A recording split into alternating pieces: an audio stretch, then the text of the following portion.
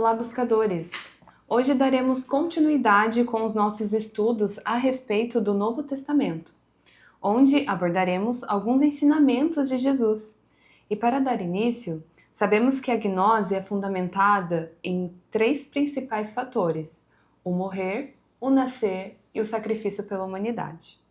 Aracides, em qual dos três fatores se encaixa as pregações ou os ensinamentos de Jesus? Olá a todos. Então, Amanda,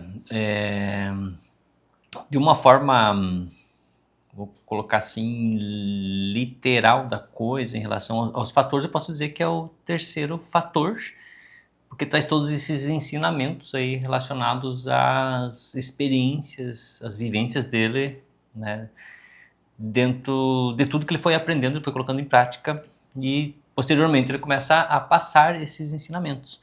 Por isso que é importante para todos os estudantes, inclusive para nós que adentramos como instrutores, de nós termos de antemão aí uma experiência para que nós consigamos aí colocar algo de uma forma realmente prática e até num olhar mais gnóstico com autoridade. Caso contrário, nós não conseguimos, ou seja, essa fala não vai ser tão com profundidade. E claro que pegando esse terceiro fator, não podemos desconsiderar diante disso que eu falei, que ele também passa e ensina sobre os outros dois fatores. Então esse morrer e esse nascer, para se falar do terceiro fator, que daí é esse passar esses ensinamentos, ou seja, esse sacrifício pela humanidade, é necessário anteriormente já ter um bom caminho experimentado, já uma boa parte desse caminho. Caso contrário, o próprio pregador, no sentido, ou seja, quem está ensinando, ele não vai ter capacidade, ou seja, não vai ter energia, né, para lidar com todas essas questões. E Sidney, trazendo isso que foi comentado para a nossa realidade contemporânea, podemos dizer que existem pregadores atualmente trazendo a mesma essência e conhecimento que o Mestre Jesus passava há 2000 anos?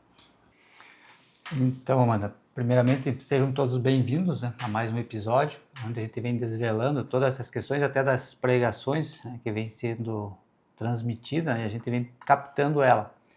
Com a mesma essência, eu diria que sim, porque o princípio crístico é o mesmo, mas com o mesmo conhecimento do Mestre Jesus, eu creio que precisa ainda muito patamar e bagagem para se chegar nisso que o Aracides falou, para trazer causas que ainda a gente não experienciou. Mas dentro do contexto que viemos de instrutores gnósticos trazendo esse conhecimento, sim, né? E todo aquele que traz a palavra do Cristo Jesus, que traz a palavra de Deus, ele é um pregador, de alguma forma, em algum nível. Porque até cita-se que se tiver um ou mais falando, reunidos em meu nome, ali estarei. Então essas pregações que a gente vem vendo, aonde a gente está, a gente levando esse conhecimento. E como o Aracides falou, para ter ênfase, você tem que ter experiência, tem que ser feito ciência para você conseguir transmitir com uma qualidade e, claro, com a certeza de que aquilo realmente faz todo o diferencial porque você experimentou. É claro que no começo a gente não vai conseguir fazer isso, mas no andar da carruagem a gente vai fazendo o que é pregando, exercendo e cada vez você vai tendo mais firmeza, porque daí você vai proferindo de uma forma mais reta, consciente e aí experimentando. A exemplo, eu vou falar do matrimônio, segundo fator, mas eu nunca tive uma mulher, nunca tive uma esposa. Eu posso até transmitir os conhecimentos que vieram até mim. Mas quando eu vou e apalpo isso, faço isso, e aí eu trago isso, eu tenho já uma bagagem de conhecimento naquilo. A morte do ego, como é que eu vou saber expressar isso? Eu posso expressar simplesmente no que Aracides, o Mestre Jesus, Buda, qualquer um outro trouxe. Mas quando eu começar a analisar e ver meus pensamentos, começar a entender como funciona e usar o princípio da morte dele, aí eu consigo passar isso com mais gabaritude, né, como funciona. E da mesma forma o terceiro fator, que daí você vai levando isso, porque como a gente sabe que o mundo é um espelho, você está levando para quem isso tudo? Para esses reflexos que estão dentro de você. Cada pessoa que chega até você não precisa falar de religião, não precisa abrir dessa forma, porque tem muitos que ainda têm receio, porque está refletindo dentro de você ainda aqueles pensamentos que não querem saber do caminho. Mas nas palavras, nas ações, nas atitudes, pouco a pouco, todos que vêm chegando, de alguma maneira você coloca uma semente. E essa semente, uma hora ou outra, ela vai frutificar. Porque a essência que foi colocada ali, ela é pura. E ela vai chegar no coração e desse coração vai florescer e assim vai abrindo. Então, respondendo de uma forma mais clara, existem sim e estão todos aqui, né? A toda hora e a todo momento. E ainda antes desse ponto, mas antes de qualquer questão, uma saudação especial aos nossos estudantes, essa questão da essência do conhecimento remete àquela própria passagem de Jesus Cristo que ele fala que você não pode se banhar com as mesmas águas que eu, porque daí a gente está falando de toda uma experiência que é específica da pessoa. Eu não posso vivenciar exatamente as mesmas experiências que vocês, mas eu posso ter histórias que são similares e delas extrair um aprendizado se eu estiver aberto a isso. É aí que a gente capta a essência dos ensinamentos do Cristo. Agora, para obter o conhecimento, para obter a sabedoria que ele produziu, veja, ele produziu por quê?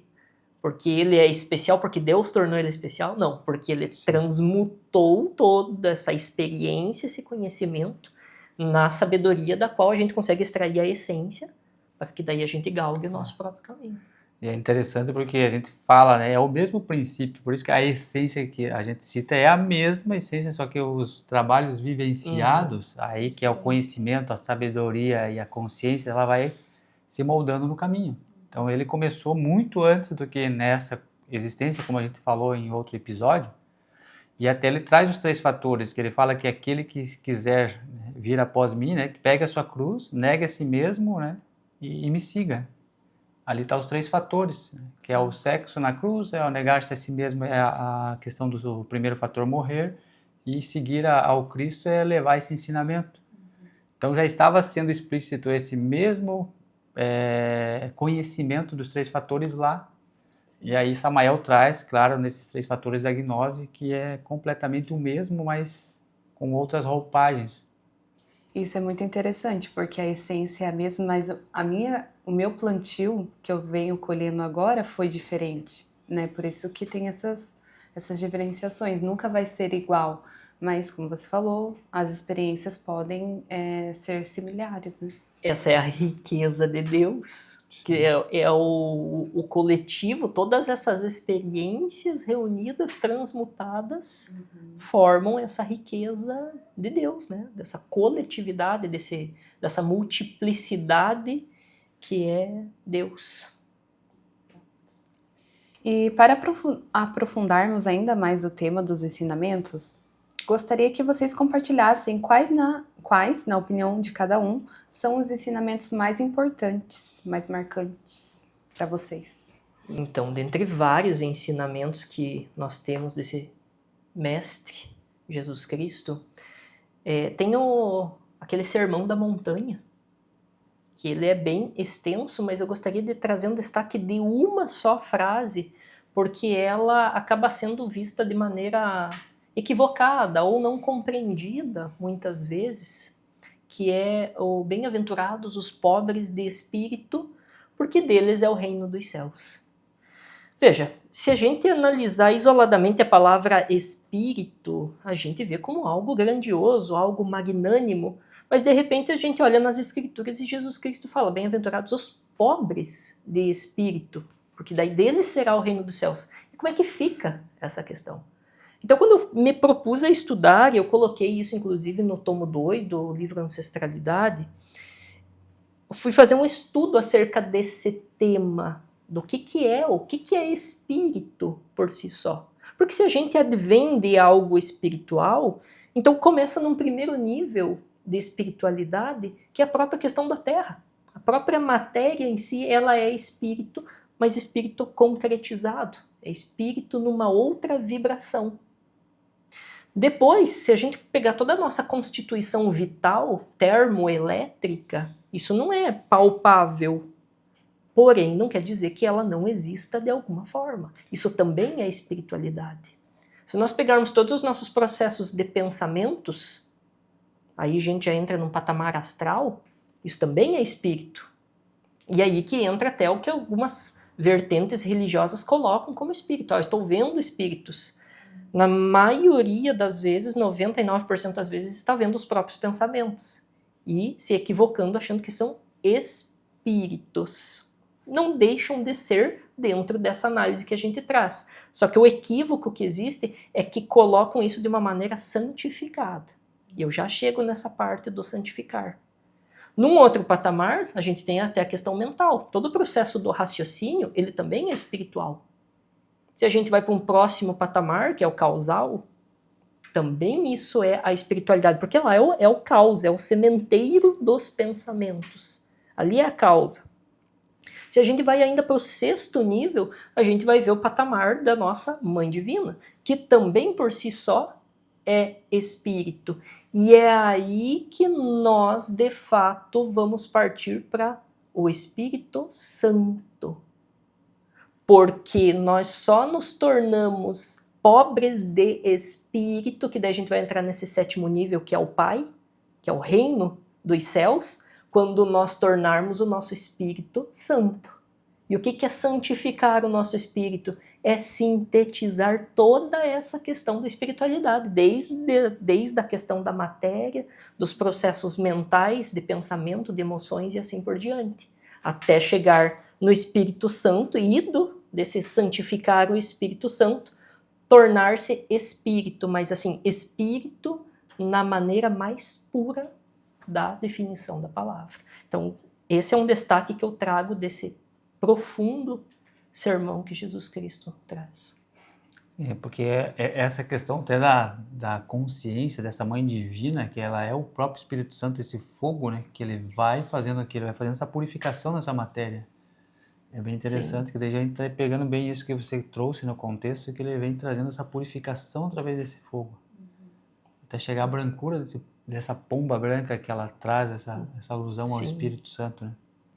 E até por falar no Espírito Santo, a passagem que eu trago do ensinamento, ele é de João 3, onde ele traz o ensinamento direto a Nicodemos. Então Nicodemos era um dos maiores dos fariseus, né? Ele era príncipe dos judeus, e é onde ele se encontra à noite com Jesus, e Jesus traz um ensinamento para ele acerca do nascer de novo, onde ele vem falando dos ensinamentos e acerca, né? E Nicodemos querendo aprender e vendo sinais claros de que ele vem do reino dos céus, aí ele pergunta sobre, mas como nascer de novo? Eu, sendo velho, vou voltar ao ventre de minha mãe e nascer novamente? Aí ele fala, você sendo um dos maiores mestres, né, dos fariseus, não sabe dessas coisas? Que ele está ensinando ali a própria questão da transmutação, aonde quem nasce da carne, carne é, e quem nasce do espírito, espírito é. E aí vem essa santificação desse espírito através desse nascimento, porque nasce no espírito e aí vai se tornando santo, vai transmutando as águas, então todas essas questões das águas nesse fogo e fazendo essa purificação. E aí ele traz esse ensinamento do 2º fator a Nicodemos, mas ele não compreende, ainda não está preparado e não tem a aceitação. E isso tudo, né, que a gente vem trazendo é um retrato muito grandioso, onde a gente até falou dos ensinamentos, dos 3 fatores que Jesus ensina, não só o 3º, como Aracides colocou ali, que, né, foi citado, mas sim os outros 2 também acompanhados, agregados junto a esse fato.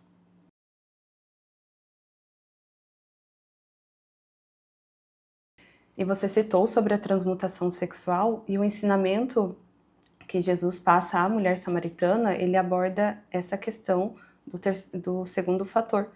E quando há esse diálogo entre eles, Jesus até cita, né, sobre a questão dos relacionamentos que ela já teve, sobre essa questão também que ele solicita, né, que ela traga realmente o marido dela para ela poder fazer um trabalho, que ela sacie toda essa sede e alimente esse Cristo, porque é algo que ela não estava fazendo ali no momento, né, ela só estava realmente desperdiçando toda essa energia. Então, quando ele passa tudo isso para ela, é algo que é bem profundo e dá para extrair sobre essa questão da transmutação. Bem interessante essa passagem, esse ensinamento. E eu sei que traz algo como a gente vem pontuando muito aqui, e é algo necessário, que as pessoas compreendam a importância que você tem o segundo fator, né, dessa transmutação. Inclusive, Amanda, o ensinamento que eu trago em relação né, alguma das passagens de Jesus é algo que também faz relação com isso, que é da mulher adúltera. E por quê? Porque o adultério dentro da gnose, o que quer dizer? Quer dizer eu fazer sexo com mais de uma pessoa. E a própria palavra ela já traz esse olhar de que eu estou adulterando uma energia. Então, da mulher samaritana fala-se que ela já teve outros maridos, né? E o ensinamento de Jesus ali é que ela não poderia estar tendo um contato com outros parceiros sexualmente se falando. E da mulher adúltera traz essa passagem que é muito profunda, e a cena que eu tenho gravado assim, que é de um dos filmes que fala assim, sobre Jesus, e nessa passagem mostra Jesus cabisbaixo, sentado, mas cabisbaixo não no sentido de tristeza, assim, de que ele está olhando para o solo e ele está desenhando. E enquanto ele está desenhando, fazendo ali, né, um desenho no chão, chega os doutores da lei com uma mulher que foi pego em adultério. E a lei, na época lá, era... se dizia o que em relação a isso? Que a mulher deveria ser apedrejada. Então, antes deles apedrejarem, então colocaram a mulher lá no muro, e os homens todos eles com as pedras nas mãos para fazer esse apedrejamento. No entanto, um dos doutores da lei, ele olha para Jesus, eu vou perguntar para o mestre o que o mestre faria numa situação dessa. Então ele vai até Jesus, e Jesus lá desenhando, Jesus não fez nenhuma intervenção. Ele deixou a cena ainda acontecendo. E quando ele vem até Jesus, ele pergunta, mestre, essa mulher foi pego em adultério. E a lei de Moisés diz que ela tem que ser apedrejada até a morte. E o mestre diz o quê? Aí que ele para e olha, né, para as pessoas que estão ali, que estão prontas para fazer esse apedrejamento, e diz, quem entre vós não cometeu nenhum pecado, que lance a primeira pedra. E aí que todos começaram a jogar as pedras no chão, desde o mais velho até o mais novo. E todos se retiraram daquela cena e ficou só Jesus e a mulher adúltera. Aí ele vai até ela e diz, cadê aqueles que te condenavam? Ela olha, não tem ninguém. Pois então nem eu te condenarei. E por quê? Porque é alguém que já tinha todo esse conhecimento, como nós falamos, diante das ações e reações que acontecem. E aí eu pego essa analogia e trago para um contexto mais psicológico, porque enquanto ele estava fazendo esse desenho, inclusive disse que ele estava desenhando um peixe, e até quando ele termina esse desenho, ele coloca o olho com o dedo assim nesse peixe no chão. E aí que ele fala, né, que quem entre vós que nunca pecou, que lance a primeira pedra. Então, enquanto ele desenhava, ele estava mostrando, como ele conhecia todo esse plano mental, ele estava mostrando na mente de cada um. Se vocês lançarem a pedra, amanhã quem está levando pedrada são vocês. Então, vocês que sabem. Então, ele deixou dentro desse livre-arbítrio as pessoas fazerem o que eles achavam, né, que para eles era certo. No entanto, como eles perceberam que isso vai e volta dentro da ação e reação, eles não lançaram as pedras. E a pedra, até num contexto simbólico, ela já demonstra essa energia sexual sendo lançada. Então nós, né, dentro dessa compreensão, a gente já percebe todas as questões dos adultérios. Então tudo que nós fazemos volta contra nós. E quando nós realmente compreendemos isso, a gente não faz intervenções no sentido que está certo ou errado. A gente só compreende. E aí faz como, né, o próprio Cristo fez. Ele cessou aquilo. E claro que, se falando de algo interno, era dentro dele aquilo também acontecendo. É interessante, né? A gente pegou nesse contexto sexual também esses 3 últimos, né? Dentro desse segundo fator, até da mulher samaritana, né? Ela dá-me de beber dessa água ali que nunca mais terá sede, né? Se ela conseguisse captar essa fonte direto da parte crística, né? Que é o que nós devemos fazer, né? Pegar dentro desse nascimento desse Cristo, dessa fonte pura de água, para se fazer esse fator da purificação do espírito, para se tornar santo, que aí a gente não precisa mais estar indo e voltando e desperdiçando essa energia. Aí você consegue conter ela e essa é a fonte de vida que está dentro de cada um. E já vem nessa questão até do Aristides trouxe, né? Porque se roubava, cortava a mão.